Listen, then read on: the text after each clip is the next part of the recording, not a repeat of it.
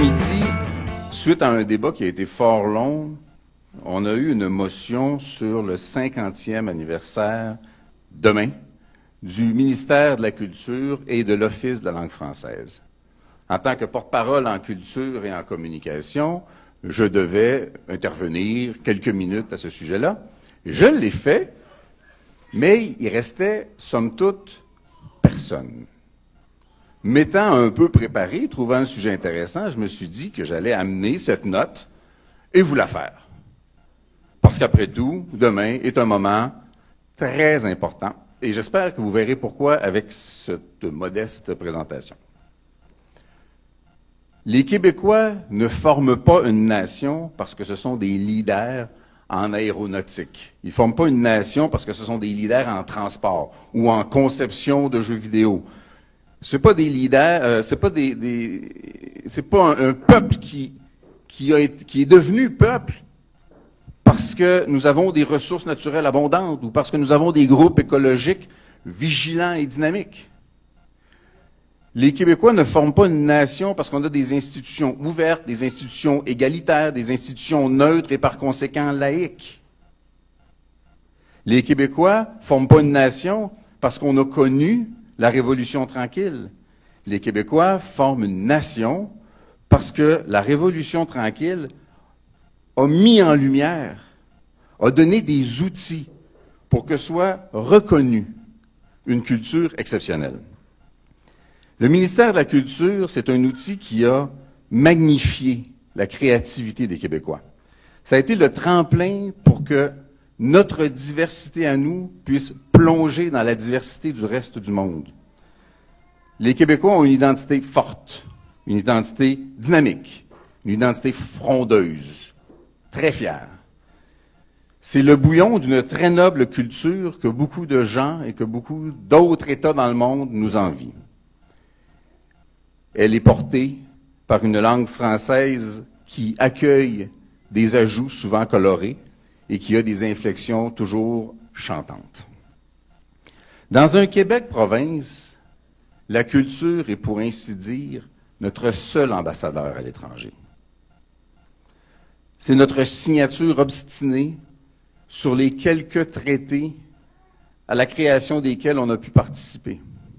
Le traité de l'UNESCO sur la diversité des expressions culturelles est une idée qui est née au Québec. Bientôt, même quand on sera souverain, ce sera encore la culture qui sera notre plus belle signature et notre principal ambassadeur à l'étranger. Mais notre culture n'a pas 50 ans. C'est le ministère qui a 50 ans. C'est le geste historique qui a 50 ans. Historique au sens le plus noble. Le geste de nous être dotés d'un outil collectif qui a fait sortir un géant culturel de l'ombre. Très longtemps coupé du monde, la culture québécoise aujourd'hui ne se venge que mieux en envahissant le reste du monde avec des rires, des sourires, des pas, des rythmes, de la musique, du cirque. Et ce faisant, on met de l'avant un amalgame culturel qui s'exprime en français, qui accueille en français et qui intègre harmonieusement en français. J'avais donc choisi de ne pas finir cette présentation-là en allant dans le nombre du peuple ou dans la grandeur du peuple.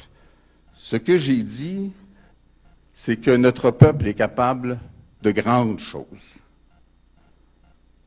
Notre peuple est capable, et ça on le montrera bientôt, de tout faire et de tout assumer à sa façon. Alors, en remerciant M. Lapalme et M. Frégault pour la création du ministère de la Culture et de l'Office de la langue française, j'ai dit à M. le Président, qui venait de se faire brasser d'ailleurs, je lui ai dit que parce que notre culture, elle est si belle, notre peuple, je le définirai d'abord comme un beau peuple. C'est ce que j'avais dit.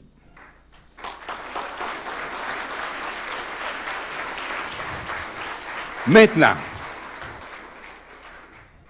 tu veux le choix plus proche ou plus loin? Plus loin.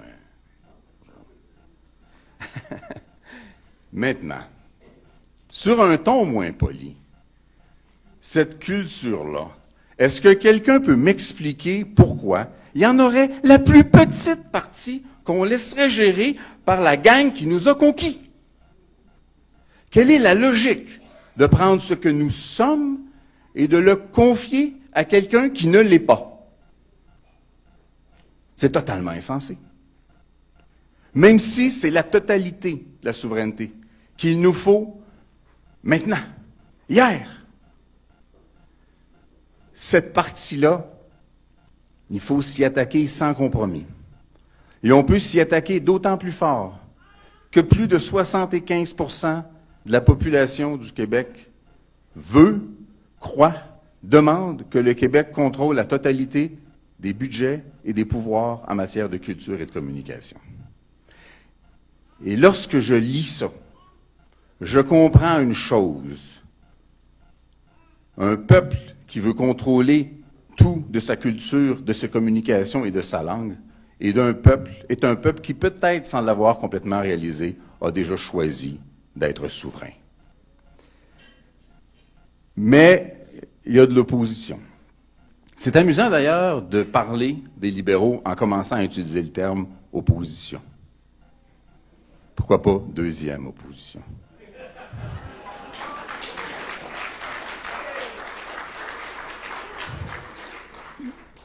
J'ai travaillé beaucoup récemment sur une loi qui est la loi sur le patrimoine culturel du Québec. C'est très intéressant parce que, alors qu'on n'a pas beaucoup d'aide de nos amis anglophones pour soutenir la culture française, je réalisais que dans ma circonscription, il y a des éléments culturels qui sont issus, parce que Drummondville a été fondé par des Anglais, le but était de créer une mégapole industrielle anglaise. Ça a marché, sauf pour l'anglais. Et les éléments culturels qui ont été laissés par les Anglais sont entretenus, maintenus, préservés et mis de l'avant par les francophones de Drummondville. La réciproque ne vient pas. Mais, n'empêche, c'est une preuve d'ouverture et de respect du patrimoine. Dans ce contexte-là, je me suis dit que pour faire plaisir à mes amis qui me l'ont beaucoup demandé, j'allais procéder à une résurrection et vous parler du vieux mononcle. Vous savez pas c'est qui le vieux mononcle? Eux autres le savent. Écoutez, on a tous un vieux mononcle. Et là, j'ai parlé de patrimoine. Pourquoi? Parce que je me suis rappelé qu'étant jeune, je tombais parfois sur le bulletin des agriculteurs. Puis dans le bulletin des agriculteurs, il y avait une bande dessinée qui s'appelait Onésime. Et là, j'ai dit, le vieux mononcle, à soir, il va s'appeler Onésime. Voilà, on est dans le patrimoine. Le vieux mononcle a une grande terre. Il a une terre énorme, immense, à perte de vue. Mais lui, comme tel, il est assez humble et on le soupçonne d'être pauvre. Je dirais même, pour appuyer mon ami Jean Martin, malgré ses propos, qu'on lui dit qu'il est pauvre, qu'on le convainc qu'il est pauvre. Mais le vieux mononcle, avec son troc rouillé, puis sa salopette percée, puis qui fume des cigarettes drum, puis qui mange des bines le matin, il est très riche. Il est très riche parce que sa terre, elle regorge de richesse. Et le Québec, c'est un peu ça.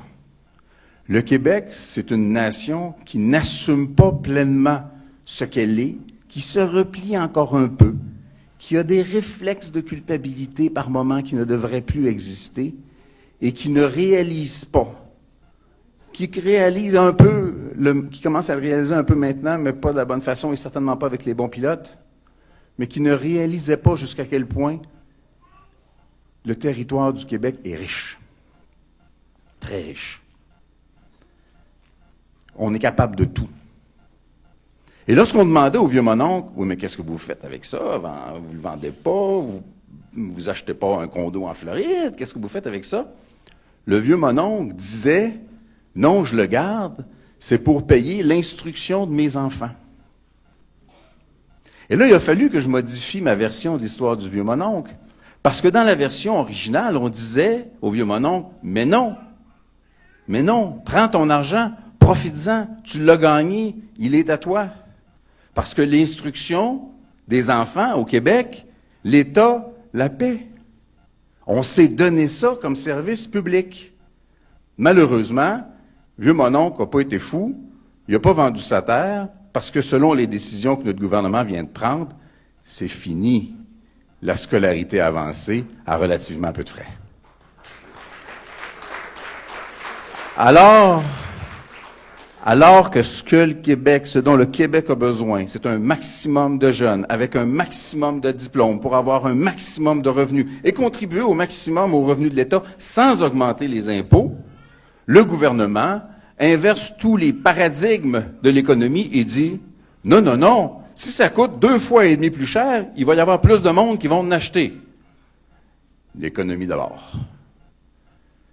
Et le vieux mononcle avait aussi eu l'impression qu'on lui avait insufflé, et je vais être rapide parce que je sais qu'il ne reste pas grand temps, que pour que l'éducation de ses petits-enfants soit bonne, il fallait qu'elle soit en anglais.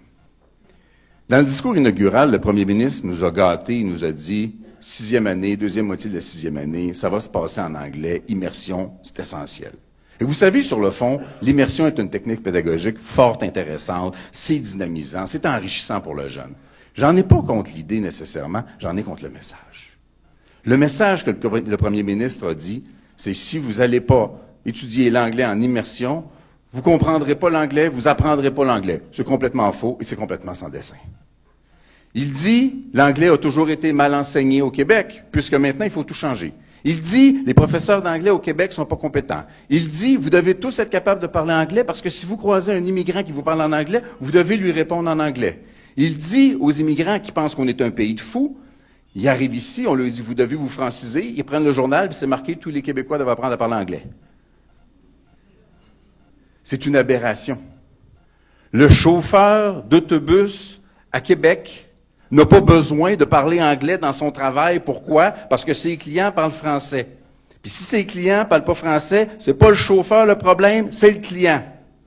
Le mécanicien n'a pas besoin de parler anglais dans son travail. Pourquoi? Parce que son client va lui parler en français. Puis si son client ne lui parle pas en français, c'est pas le mécanicien le problème, c'est le client. Quand on est rendu à dire au Québec qu'il est essentiel de maîtriser la langue seconde, c'est dire aux Québécois, au fond, votre langue c'est le fun, c'est sympathique, là, c'est folklorique un peu, mais la vraie affaire c'est l'anglais. Et on nourrit ça d'un ensemble de mythes. Un celui-ci, c'est que le reste de la planète parle anglais. Ça n'a aucun sens. Bien sûr, les gens en commerce international, en haute technologie, les chauffeurs de taxi, les gens qui travaillent dans les hôtels, les gens qui travaillent en transport aérien, ces gens-là parlent anglais, c'est la langue de convergence internationale. Mais sortez d'un ruelle un peu à Paris ou en Italie ou au Maroc ou n'importe où, les gens ne parlent pas anglais. Les gens en ont pas besoin au quotidien. Je ne dis pas qu'il ne faut pas apprendre l'anglais. Je dis que le message que le gouvernement nous donne quant à l'anglais, c'est qu'il faut se marcher sur le corps. C'est qu'il faut renoncer à d'abord affirmer ce qu'on est. J'irai pas dans la version élaborée, j'ai pas le temps, mais je dirais qu'apprendre l'anglais, que j'ai moi appris à l'école publique à Drummondville où les extraterrestres étaient plus fréquents que les Anglais. Et j'ai une excellente... D'ailleurs, là-dessus, il y a une farce fort intéressante. C'est une farce, je le dis, parce qu'on est diffusé. Il y a une étude qui a établi que en harnachant la petite rivière Kakuna dans le nord, ça va inonder une zone grande que la moitié de Montréal. Il y a quelqu'un sur Internet qui a eu la brillante idée de dire « J'espère que c'est la moitié ouest ». Et donc, je suis bien d'accord que tous nos enfants maîtrisent l'anglais, mais je dis jamais au prix du français. Jamais au prix de qui nous sommes. Et on aurait pu, comme Jean-Martin, y aller fort longtemps, mais je vais finir, et c'est la façon préférée que j'ai de finir ça, en citant Pierre Bourgault.